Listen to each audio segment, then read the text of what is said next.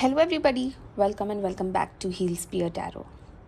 आज का जो हमारा टॉपिक है वो उन लोगों के लिए है जिन लोगों ने आपके साथ बहुत गलत किया है और आज की डेट में पछता रहे हैं, गिड़गिड़ा रहे हैं, आपकी ज़िंदगी में वापस आने के लिए आपकी माफ़ी चाहते हैं।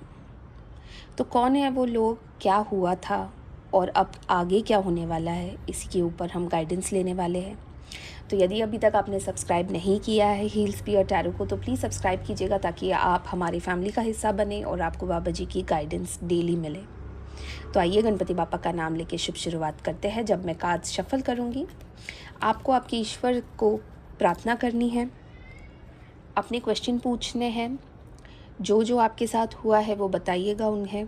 मैं भी आप लोगों के लिए प्रार्थना करूंगी ताकि आपकी, मेरी और मेरे कार्ड्स की एनर्जीज अलाइन हो जाए। तो आइए शुभ शुरुआत करते हैं। गणपति बापा मोरया, मंगल मूर्ति मोरया। गणपति बापा, बाबा जी, डियर यूनिवर्स, आ guardian angels and spirit animals. बाबा जी, जितने भी हमारे व्यूअर्स हैं वो जानना चाहते हैं कि जिन लोगों ने उनको दुख पहुंचाया है, जिन लोगों ने उनके साथ धोखा किया है, आज वो गिड़गिड़ा के उनके लाइफ में वापस क्यों आना चाहते हैं, क्यों माफ़ी मांग रहे हैं, क्या उद्देश्य है उनका और आगे आपकी क्या गाइडेंस मिलने वाली है, प्लीज़ हमें गाइडेंस दीजिएगा। जय नीम करोली महाराज की जय। श्री राम, जय श्री राम, जय श्री राम, जय श्री राम, जय श्री राम, जय श्री राम। आशा करती हूँ आप लोगों ने अपना क्वेश्चन पूछ लिया होगा। तो आइए पहला कार्ड निकालते हैं। जय Shri Ram. Oh my God, 7 of swords देख रहे हैं आप।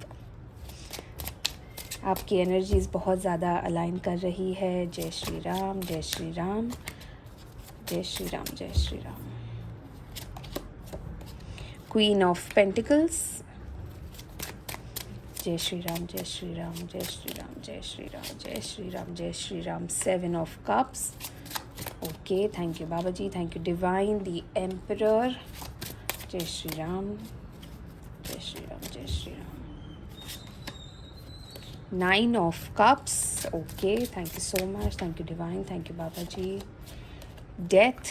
वाओ, जय श्री राम, जय Shri Ram. 8 of swords.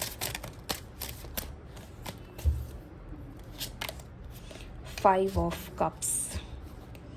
Okay, तो सबसे पहले मैं आपको कुछ इंपॉर्टेंट नंबर्स बता देती हूँ। ये नंबर्स आपके साथ, उस व्यक्ति के साथ डायरेक्टली इनडायरेक्टली रिलेटेड हो सकते हैं।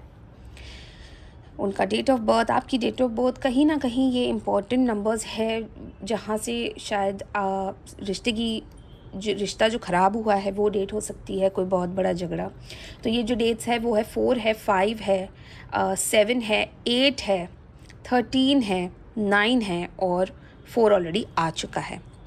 इसके अलावा बहुत ज़्यादा मुझे यहाँ पे कप्स और स्वॉर्ड्स की एनर्जीज नज़र आ रही है। तो इसका मतलब ये है कि आपको जिसने हर्ट किया है वो या तो कैंसर, स्कॉर्पियो, पाइसेस यानी कि कर्क, वृश्चिक, मीन राशि के हो सकते हैं, या तो वो जेमिनाई, लिब्रा, एक्वेरियस यानी कि मिथुन, तुला, कुंभ राशि के हो सकते हैं।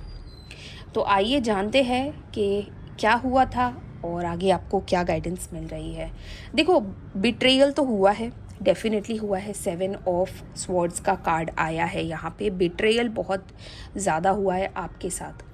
ये जो इंसान था ना, ये बहुत ही ज़्यादा फीमेल एनर्जी आ रही है इस इंसान से, बिकॉज ऑफ देखिए आप यहाँ पे क्वीन ऑफ स्वॉर्ड्स की एनर्जी आ रही है। ये जो औरत थी या ये जो लड़की है जिसने आपको बिट्रे किया है, ये डेफिनेटली आपकी फैमिली से रिलेटेड हो सकती है। आपकी मदर हो सकती है, आपकी मदर इन लॉ हो सकती है, आपकी जेठानी हो सकती है, आपकी बहन हो सकती है। ठीक है, इसके अलावा मुझे कोई एक क्लोज़ रिलेशनशिप नज़र आ रहा है, जैसे कि आपकी बेस्ट फ्रेंड हो सकती है। ठीक है, तो ये एक ऐसी लेडी है जिसे आप अपने दिन की हर एक चीज़ बताते थे।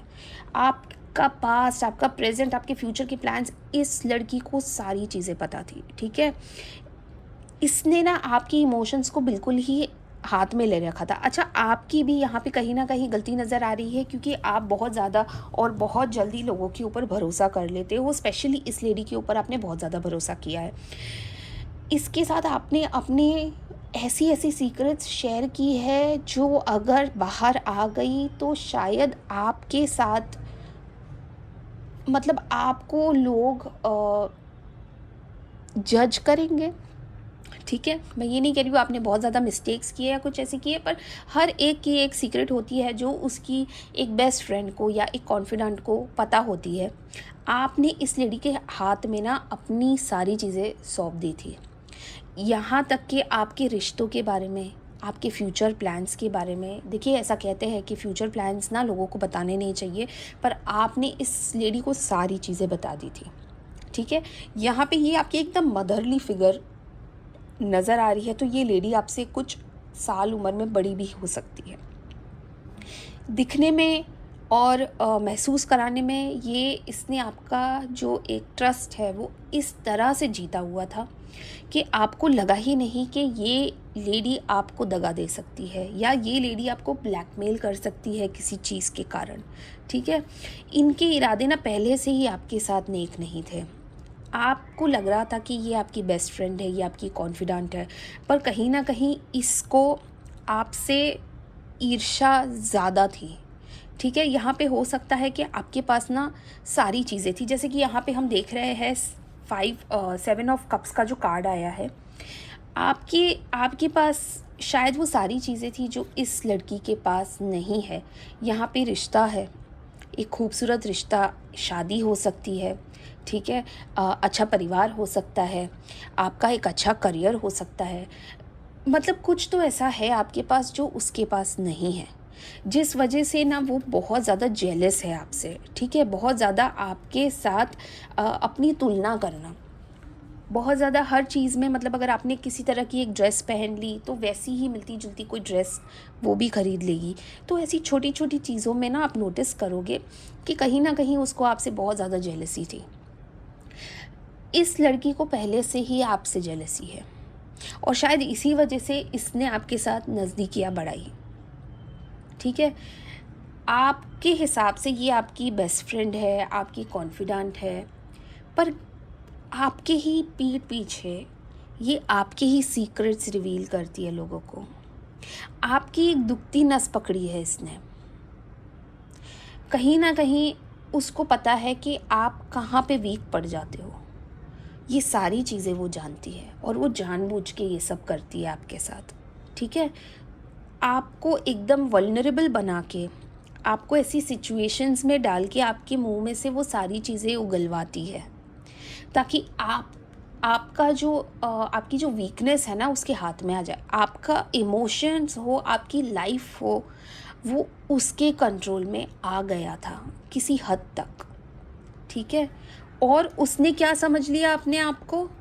आपके लाइफ का बादशाह, आपके लाइफ का रूलर। ठीक है, उसने आपकी दुखती नस पकड़ ली थी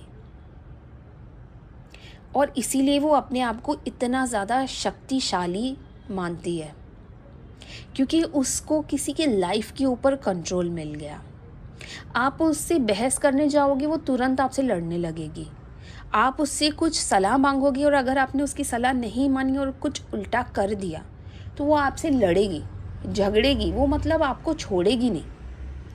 तो कहीं ना कहीं आपने अपनी ही एक, कहते हैं ना, एक सौंप दिया उसको कंट्रोल अपनी लाइफ का। पर अच्छी बात यह है कि आपको देर सरे ही ये सारी चीज़ें समझ में आ गई और आपने उससे ये रिश्ता काट दिया।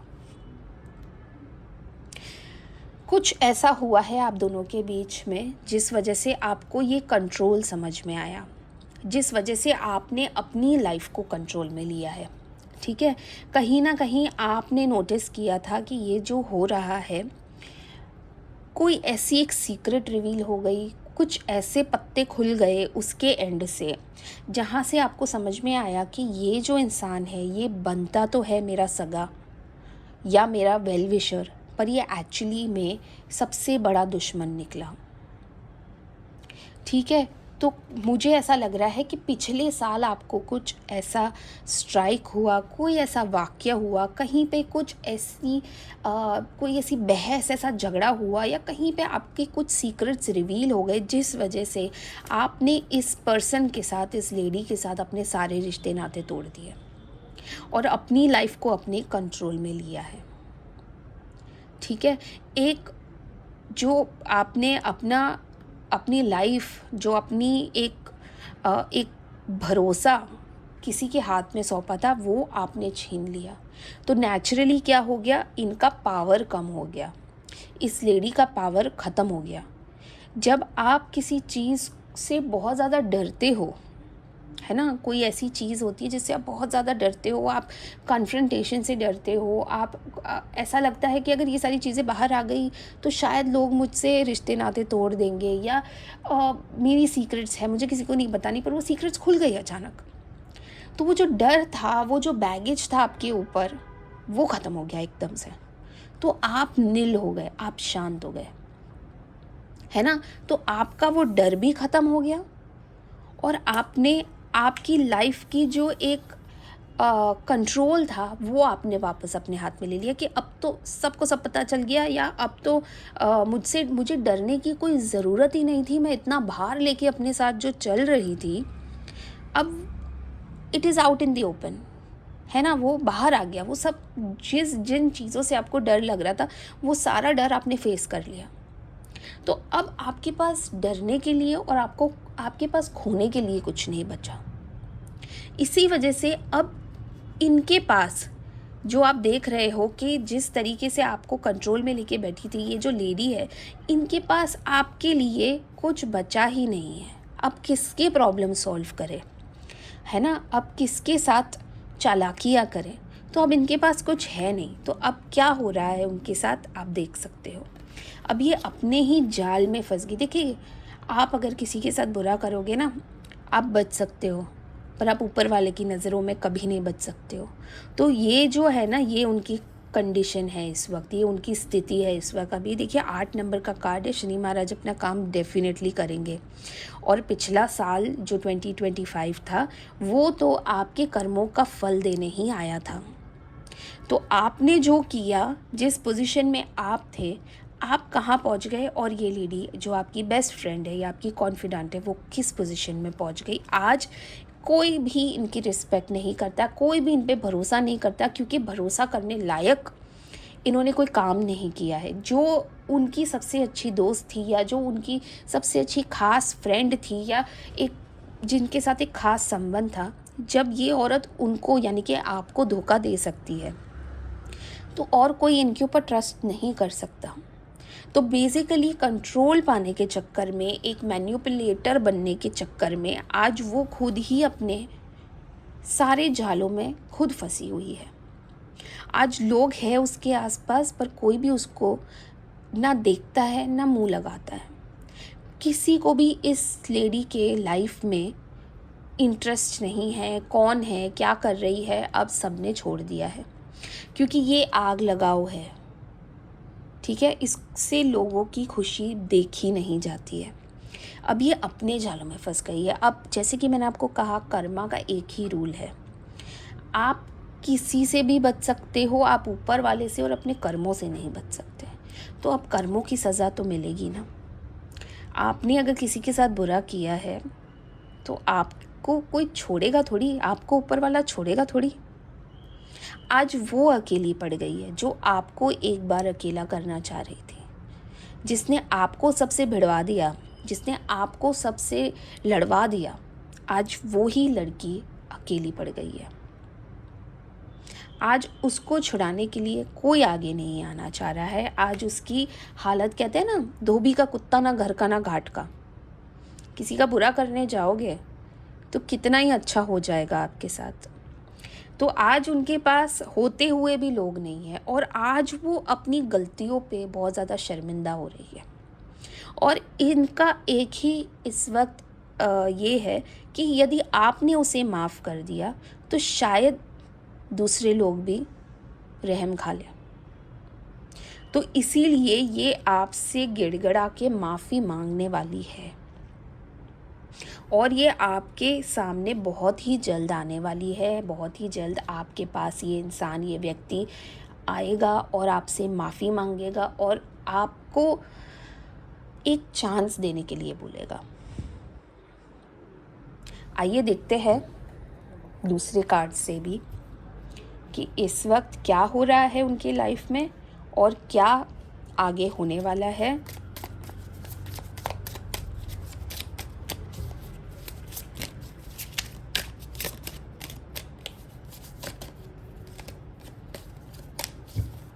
जय श्री राम, जय श्री राम, जय Shri Ram. Compromise,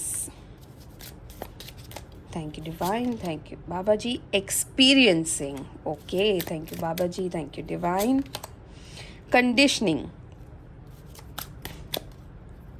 and fighting. ये देखिए, अब उसको अपने आप से और सिचुएशन से कॉम्प्रोमाइज़ करना पड़ रहा है, उसको रियलिटी को एक्सेप्ट करना पड़ रहा है कि गलती हुई है, और जो कंट्रोल उसने पाने की कोशिश की थी, अब उसको कंट्रोल तो छोड़ ही दो, बहुत ही दूर की बात है। अब उसको अपने आप को प्रूव करना पड़ रहा है लोगों से सिर्फ बात करने के लिए। तो कहीं ना कहीं बहुत ही एक कॉम्प्रोमाइजिंग कंडीशन, एक कॉम्प्रोमाइजिंग पोजीशन में है वो। कंडीशनिंग और एक्सपीरियंसिंग का कार्ड आया। देखिए, कंडीशनिंग मतलब अभी तक जो शेर की तरह दहाड़ती थी, अभी तक जो लोगों की सुनती नहीं थी, मतलब लोगों को घबराहट होती थी इस लेडी से बात करने में कि कहीं इसके मुंह ना लग जाए, ये तो हमें काट खाएगी। आज वो ही अपने आप को लोगों से बचाती फिर रही है। कहते ना, एक क्राउड में घूम गई है। वो चाहती है कि कोई आए बात करे, और वो चाहती है कि आप उसे माफ़ करो ताकि दूसरे भी उसको एक मौका दे। ठीक है, आज वो एक्सपीरियंस कर रही है क्या? अपने ही कर्मों के फल। रोज़ रोज़ अपने ही आप से एक नई लड़ाई लड़ रही है। रोज़ रोज़ यही सोच रही है कि काश थोड़ा आपके ऊपर ही रहम खा लेती और आपके साथ ही गलत ना होता, तो शायद आज वो एक बेटर कंडीशन में होती।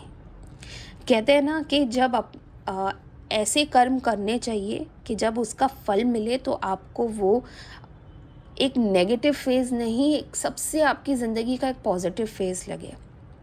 पर यहाँ पे इनके कर्मों का जो फल है वो उनको अकेलेपन, डिप्रेशन, गिल्ट में डाला हुआ है।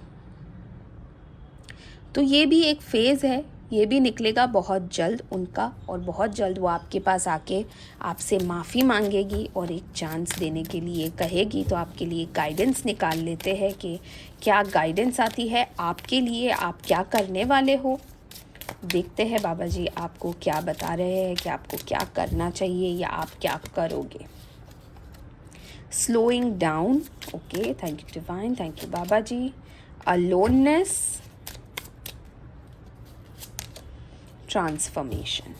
देखिए, ये आपकी गाइडेंस आई है। इस वक्त आप जो सोच रहे हो, आप जिस तरीके से अपनी ज़िंदगी को आगे बढ़ा रहे हो, बहुत ही स्लो एंड स्टेडी।